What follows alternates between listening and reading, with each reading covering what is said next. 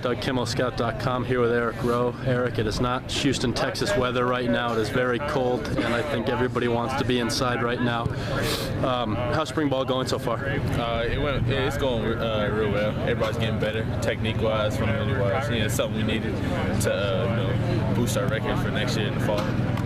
This Saturday there was a scrimmage. Obviously, you and Tenney were held out. Does that ever frustrate you when you're being held out, or do you kind of understand what it's all about? It's not really frustrating. It is when the offense gets hyped up and we can't be out there. But we understand that they don't want to, put me or Tenney in the risk of getting hurt over, spring. Of course, I guess they need us for the fall. Step up and be leaders for next year. So it's so. A few of your partners in crime have moved on to either different positions, and Reese is not with the U anymore, but Michael Walker's nickelback, and then Blecken's moving to backer. So what is it like for you with some new guys around you? They're not really new. It's Tyrone and Quaid. I'm used to playing with them in practice, even in the game time. I can't remember, but it's nothing really new. And speaking, I mentioned Houston, Texas, where you're from. The Utes have made a big push down in Texas, getting more recruits up here. And Houston, Texas in particular, got a lot of attention in the 2013 class. Talk about what it is about Houston football that makes it so desirable, and why the Utes keep looking there.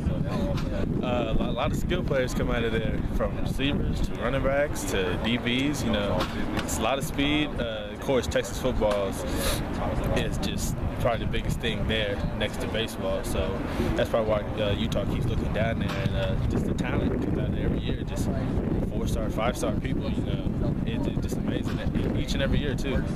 What is it about Coach Scally, who is the main Texas recruiter, that makes him so successful going down there? Obviously, he's a Utah guy, born and raised, and yet he always comes out of Texas with some pretty good talent. The way he can connect people real fast, he knows how to make connections and relationships just off the back. He's a real talkative guy. He's real outgoing. I guess most people like that, especially like me. I didn't talk much, and then he kept talking to me over and over, and I just finally got used to him, and just those little personal relationships he had with the recruits and their parents too. So it's pretty good with that.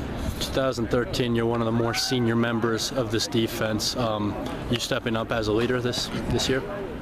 Yeah, leader for the secondary, because we have a whole new secondary. Blecken gone and our corner's gone.